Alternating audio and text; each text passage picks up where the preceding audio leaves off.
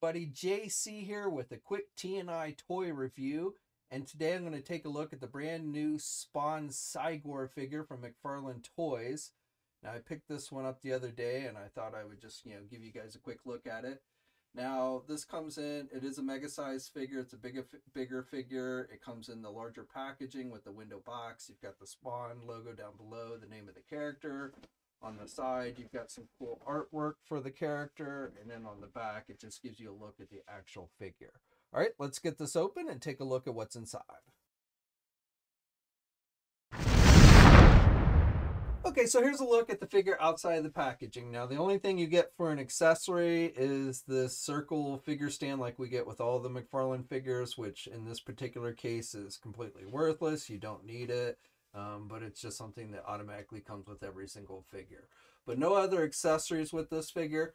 Now, I did not get the Raw 10 version of this character that McFarlane did, the kids line version, mainly because I was hoping that they would do a regular Spawn release. So I don't have that to give you a comparison.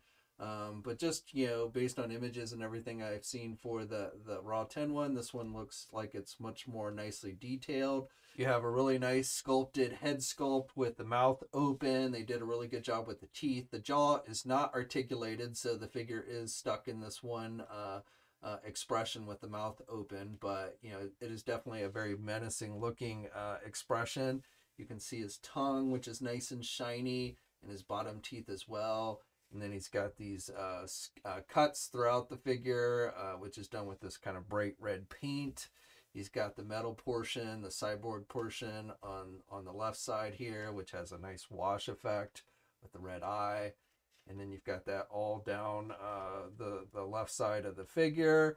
I like this bright gold, metallic gold that they've used on this wiring. And then down here, it's more of a silver. Now the hands are posed, it's not quite a total punching position. It's kind of a half open, half punching, but you can definitely make it kind of work for punching.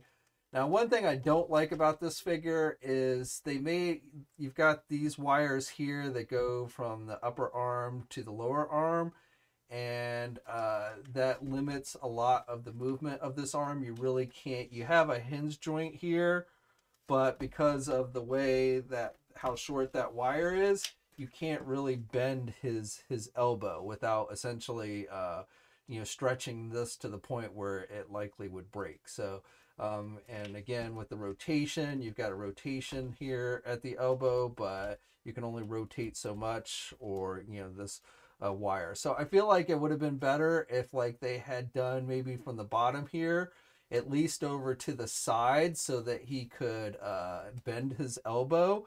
Having it on the bottom here really limits the elbow bending of this arm. So that's probably the thing I like least about this figure.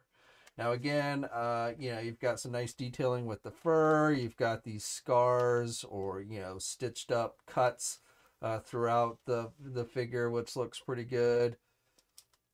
And then he's got the kind of short legs, and then he's got the cyborg type boots or feet.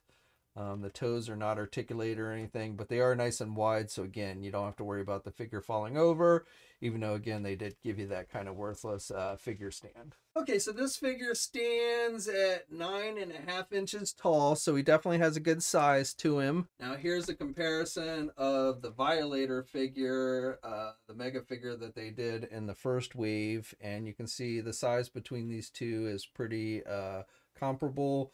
Maybe Cygor is a little bit taller, but again, the size and mass of these two figures is very similar. Here's a comparison of the clown figure, and then finally here's a comparison of Gunslinger.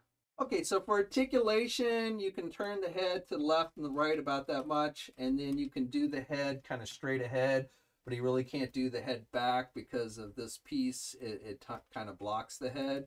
So you can pivot a little bit as well, but that is about as much head movement as you get with this one. Now with the arms, you can get the arm out about that much. Same with this one, though I actually ended up popping this arm out, so this arm with the metal on it really doesn't move quite as well as this one, as the right arm. The joints are also pretty stiff, so just be aware of that. Now with this one, again, both arms have the elbow joints, and you can bend about that much with just single hinged elbows with rotation. But as I mentioned on this one, because of this wire, that definitely limits some of that movement. With the hands, you don't get any finger articulation, you just get rotation and then the hinges on the hands, so up and down movement. You don't get any kind of ab crunch. You get rotation here at the waist. Now, one thing I will note on this figure, this crotch piece is done with just a rubber material, and it seems like on mine at least that it's gotten stretched out a little bit. So you have this kind of piece that just kind of sticks out like he's wearing a pair of pants or something. So it looks a little bit funny. You might be able to take some heat and shrink this back up. I haven't tried that. I might, but just be wary of that because it's done with just a rubber material that it can get stretched out. And then with the legs, you've got the up and down movement, and you've got basically a hinge type joint there. So you get rotation up high there. Not too bad movement. And then because, again, this is a rubber type material, you know, you definitely get some give. He can do the splits good. And then with the knees, you know, you don't get a lot of bending at the knee. A single hinge knee, you don't actually get rotation at the knee either. So that's about as much as you can do with the knee. And then with the feet, again, not a whole lot of movement, no ankle pivot or anything like that. But with a big heavy figure like this, that's probably a good thing so that he doesn't fall over. Okay, so that's my review. Like I said, it's a quick one, but overall, you know, the detailing on this figure is really nice. Great sculpting job.